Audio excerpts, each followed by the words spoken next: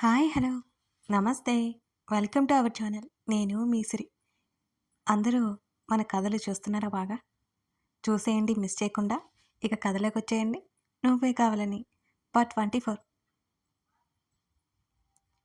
నా వైపే చూస్తున్నాడు బావ. నేను భయపడుతూ చూశాను. నా కళ్ళకున్న కళ్ళజోడు తీసి పక్కన పెట్టాడు. నాకున్న ఐసైట్‌కి దగ్గరగా ఉన్నాడు కాబట్టి కనబడుతున్నాడు. లేకపోతే తన ముఖమే కనిపించేది కాదు. నా మెడ వెనక చెయ్యేసి మరో చెయ్యి నా చెంప మీద వేసి ఇద్దరి పెదవులు జతచేశాడు. బావ అంత చేస్తున్నా నేనేం మాట్లాడలేదు. ఎందుకో నాకిప్పటికీ అర్థం కాదు. బావ చెయ్యి తాకితే నేను ముడుచుకుపోతాను. సున్నితంగా మొదలైన ఆ ముద్దు అనుకుంటే పొరపాటు. గాఢంగా మొదలైన ముద్దు ఇంకా గాఢంగా మారింది. ఊపిరాడలేదు నాకు. తన షర్టు కాలర్ పట్టుకున్నాను. నా గుండె ఎలా కొట్టుకుంటుందో చెప్పలేను. అంత గట్టిగా కొట్టేసుకుంటోంది. అంతా వాడి వల్లే కదా! వెంటనే కారు డోర్ ఓపెన్ చేశాడు. నా చేతిని పట్టుకుని బరబరా లాక్కుపోతున్నాడు. ఎక్కడికి వచ్చామా అని చూస్తే తీరా గుడికి తీసుకొచ్చాడు. కారు దిగే వరకు గుడి అని నాకు తెలియలేదు మరి. భయంగా చుట్టూ చూశాను. నా ముందు బావ ఉన్నాడు. వాడి చేతిలో మంగళసూత్రం ఉంది. అది చూడగానే నా గుండె ఆగినంత పనైపోయింది మరి. బావా అన్నాను తడబడుతూనే, భయపడుతూ. ఇది నీ మెడలో కట్టేస్తే నిన్ను నా నుంచి ఎవరూ దూరం చేయలేరు అని నా వైపు చూస్తూ చెప్పాడు. నా గుండె ఇంకా గట్టిగా కొట్టుకుంటోంది. బావా ఏం చేస్తున్నావు? ఇది కరెక్ట్ కాదు అని భయంగా అన్నాను. కోపంగా చూశాను నా వైపు. ఆ చూపుకై నేను వణికిపోయాను. అయితే విడిపోదామా అన్నాడు కోపంగా బావ కూడా. నేను అడ్డంగా తలూపాను ఏడుస్తూ. మనం కలిసి బ్రతకాలంటే ఇది నీ మెడలో కడితేనే జరుగుతుందా షూ అని చెప్పాడు తను. నాకు భయం వేస్తోంది అన్నాను నేను. అసలే సాయంత్రం. చుట్టూ అటు ఇటు వెళ్తూ ఉన్న జనం మా వైపు వింతగా చూస్తున్నారు. వెంటనే నా దగ్గరికి వచ్చి నా తల వెనక చేతిని పెట్టి తన హృదయానికి హత్తుకున్నాడు ఫోర్స్గా నన్ను. నేను తన చుట్టూ చేతులు వేసి ఏడుస్తూ ఉండిపోయాను.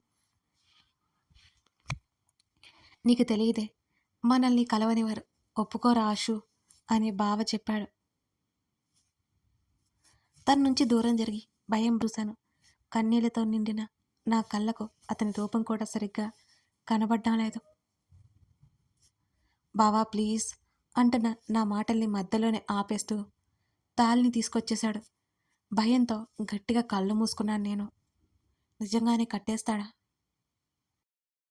2 రోజుల నుంచి సరిగ్గా భోజనం చేయక, ఎక్కువగా ఏడవడం వల్ల, ఆలోచించడం వల్ల బావ ఎక్కడ తాళి కట్టేస్తాడో ఆ ప్రెజర్‌కి ఇప్పుడు పెళ్ళి అంటుంటే కలిగే భయం వల్ల నాకు కళ్ళు తిరగడం మొదలైపోయింది. బావ హృదయం మీదే వాలిపోయాను నేను. బావ పిలుస్తున్నా చెంపల మీద తడుతున్నాడు. ఆ తర్వాత నాకు ఏమీ గుర్తులేదు. దాదాపు గంట సేపటి తర్వాత మెలకువ వచ్చింది నాకు. నా ముందు కూర్చున్న నీరవ్‌ని చూసి భయంతో ఉలిక్కిపడి వెనక్కి జరిగాను నేను. ఒకసారి చుట్టూ చూశాను. నేనింకా గుడిలోనే ఉన్నానని నాకు అర్థమైంది. బావ కోసం చూశాను. బావ నాకు కనిపించనే లేదు.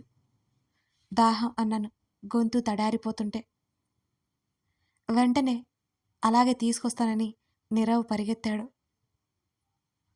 బావ కోసం చుట్టూ చూస్తూ ఉంటే ఒక అమ్మాయి నా దగ్గరకొచ్చింది.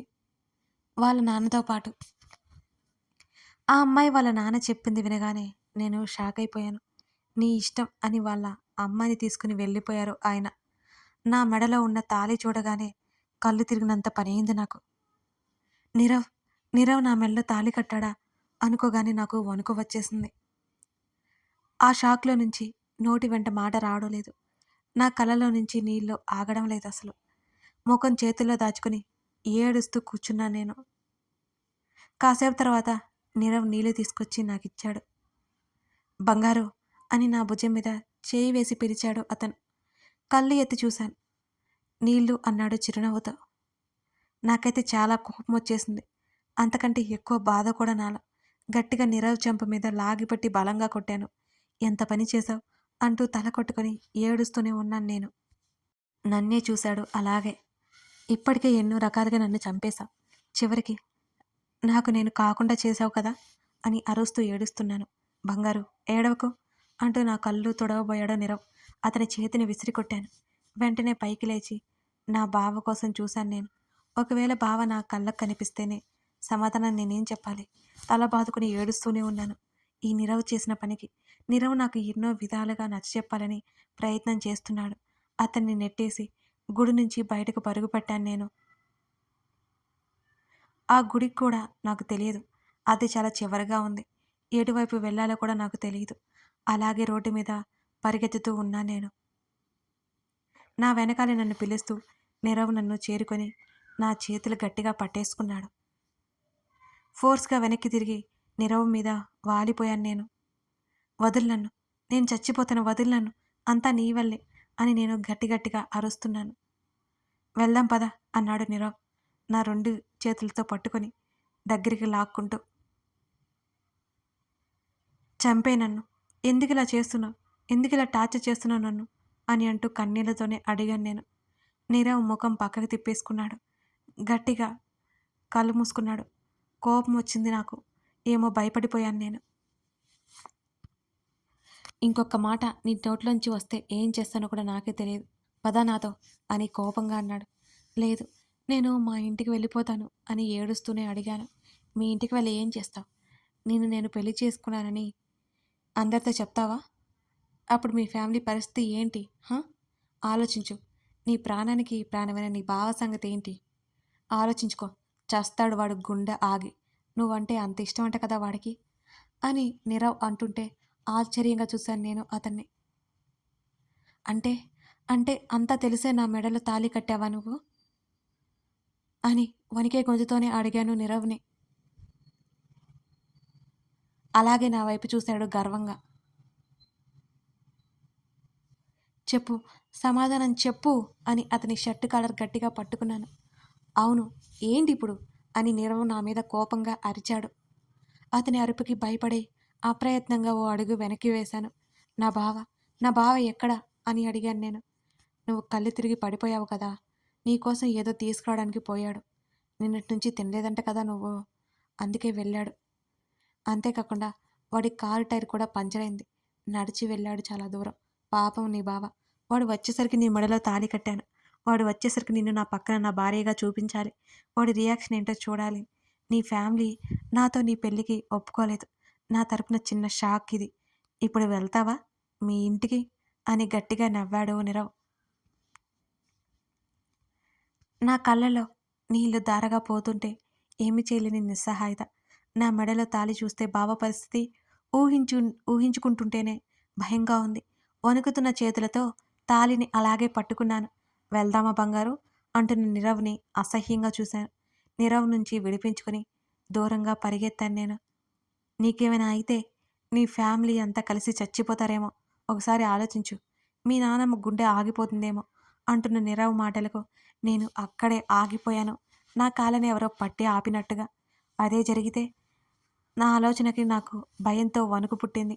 నా గుండె దడ పెరిగింది. నీరవ్ నా దగ్గరకొచ్చాడు. "ఇప్పుడు నీకు నాతో రావడం తప్ప ఇంకే ఆప్షన్ లేదు బంగారు" అంటూ నా చుట్టూ తిరుగుతూ చెప్పాడు.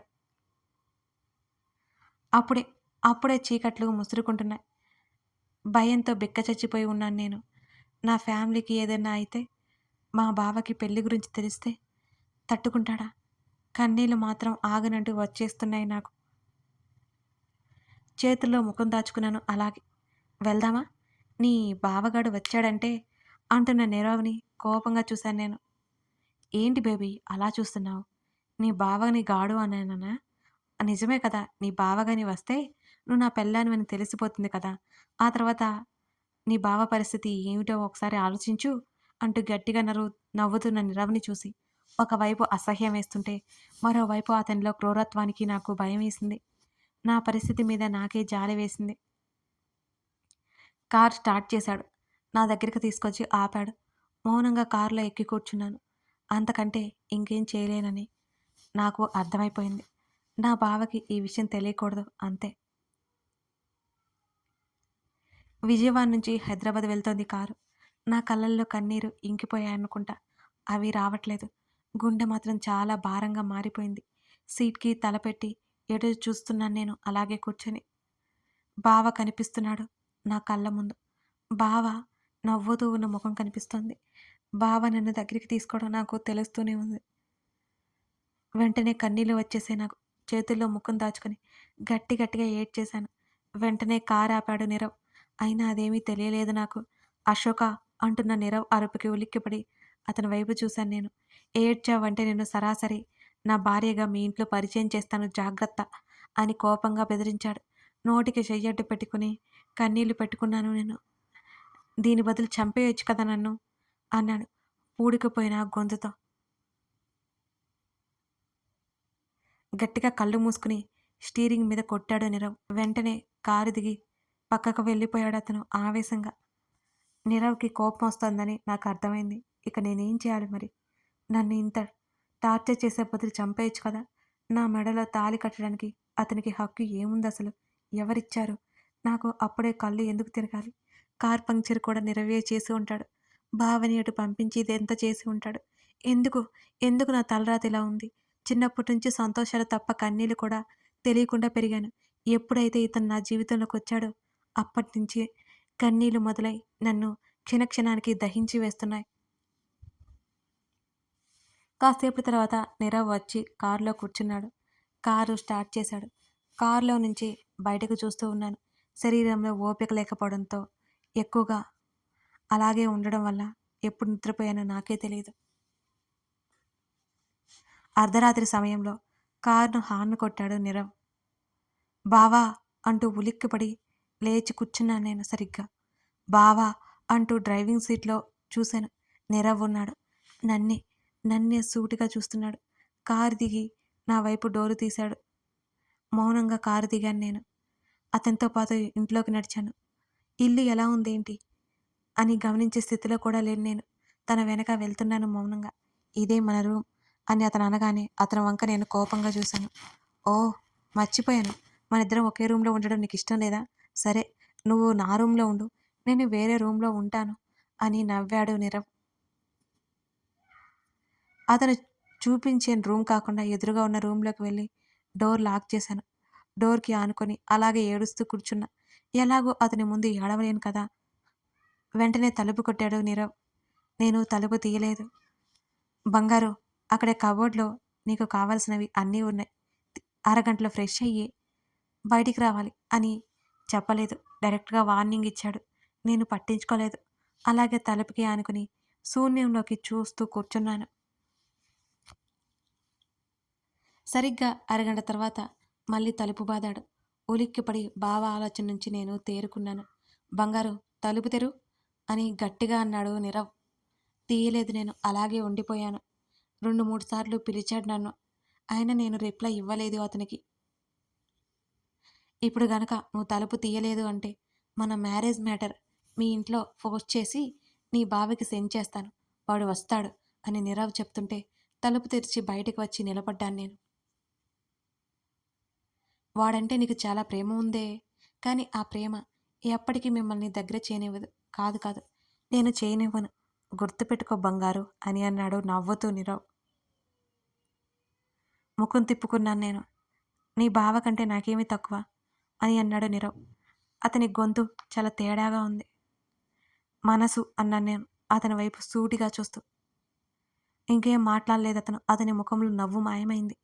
ఫ్రెష్ అవ్వలేదేంటి అన్నాడు కొన్ని క్షణాల తర్వాత నన్నే చూస్తూ. అయినా నేనేం మాట్లాడలేదు. సరే పద డిన్నర్ చేద్దాం అని అన్నాడు. అర్ధరాత్రి 2, 3 అవుతుంది. ఈ టైంలో డిన్నర్ ఏంటి ఛట్ అనుకుంటూ అయోమయంగా చూశా. పద అన్నాడు నన్ను గద్దిస్తూ. నాకు ఆకలేదు. నేను పడుకోవాలి అని వెళ్తుంటే నా చేతిని గట్టిగా పట్టుకుని విసురుగా నన్ను గోడకి లాక్ చేశాడు. నా చేయి చాలా నొప్పి పుట్టింది. ప్రేమించే వాళ్ళు ఎవరైనా ఇంత హార్ష్‌గా బిహేవ్ చేస్తారా అనిపిస్తోంది నాకు ఇతని ప్రవర్తన చూస్తుంటే. అతని పట్టుకి, అతని మాట తీరుకి, అతని బిహేవియర్‌కి నా కళ్ళలో నుంచి నీళ్లు చప్పున పొంగాయి. ఇక్కడ నేనేం చెప్తే అదే జరగాలి. అర్థమైందా? కాదు, లేదు అని అన్నావంటే నిన్నేమైనా చేయగలను. గుర్తుపెట్టుకో. అంతకంటే ముందు నువ్వు నా భార్యవని ప్రపంచానికి చెప్పాల్సి వస్తుంది అని బెదిరించాడు చాలా చిన్నగా, తీక్షణంగా. ఏడుస్తున్నాను అలాగే. డిన్నర్‌కి వెళ్దామా అని అడిగాడు. ఏడుస్తూ తల ఊపాను నేను. డిన్నర్‌కి వస్తున్నావా అని ఈసారి గట్టిగా అడిగాడు. ఆ! ఆ! కంగారుగా చెప్పాను నేను. గుడ్ పద అన్నాడు నన్ను వదిలి నడుస్తూ. అతన్ని అనుసరించాను నేను. కథ కొనసాగుతోంది. ఇలా ఇలా జరిగిందన్నమాట కథ. ఇప్పుడు అశోక ఎటువంటి నిర్ణయం తీసుకోబోతుంది? నీరవ్ ఏం చేయబోతున్నాడు? తెలుసుకోవాలంటే మీరు తర్వాత భాగాలు చూడాల్సిందే. అసలు మిస్ చేయకండి. ముందు ముందు ఇంకా బోలెడు ట్విస్టులు కూడా ఉంటాయి. సరేనా?